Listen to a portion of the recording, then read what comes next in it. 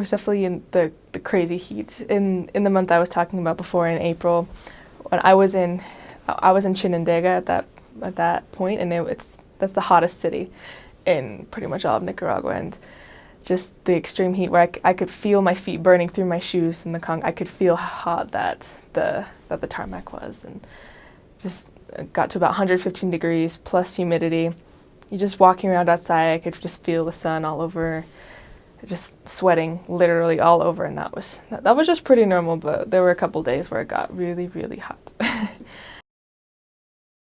I guess when I was with a really disobedient companion, while I was with that companion, I was very, very new on the mission, and everyone told me how great of a missionary she was.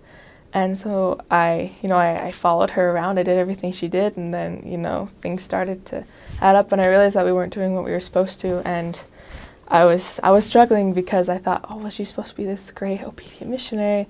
I don't know what's happening, and it really taught me the importance of being obedient because I wanted to be obedient, not because because my companion was obedient, and it helped me. It helped me learn to be more independent and, more integritous and just doing what we're supposed to, regardless of what my companion was doing at the time. Whenever we taught the restoration, and, I had a really good companion, we would sit and we would teach the restoration. We practiced teaching the restoration in the most simple forms. We could get through the whole lesson, and every time we taught that lesson, and just people would, whenever our investigators would have that little click, and their eyes would light up, and they would understand what we were saying, and they would feel the Spirit with us, and that was always just the best, knowing that we knew exactly what to say to them, even if we changed direction of the lesson a little bit, we said something else, and then just seeing that their question was answered with what we said. There's lots of mosquitoes. There's lots and lots of mosquitoes. In the city I was in called Sebaco, there are certain parts where it's just, even just that whole city is just covered in mosquitoes, so my companion and I were always going through bug spray a lot, especially starting about 6 o'clock at night through the rest of the time we were outside, just mosquitoes everywhere. We were constantly had bites all on our legs. Now they wear pants, so that shouldn't be too much of an issue, but on your legs. But yeah, lots of mosquitoes, lots of spiders just crawling over you where you don't want to.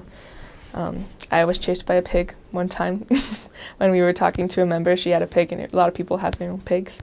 She had a pig in her backyard, and we opened the gate to talk to her, and the pig got out, and we were trying to get her back in, and then the pig turned around, decided she was mad, started to chase after me, and I was just running away, like, nope, not getting trampled by a pig. Wasn't that big, but they're pretty strong, so we were able to get the pig back in the member's home, though, so it's okay.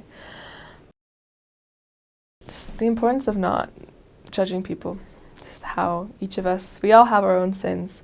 We all have things that we do that aren't right. We also have things that we do that are pretty good and are pretty Christ-like. And just to remember that as a missionary or as a member of the church, that we're not better than the people that we're teaching just because, we're missionaries, just because we have the gospel, that we are all God's children and we all deserve respect and understanding and love.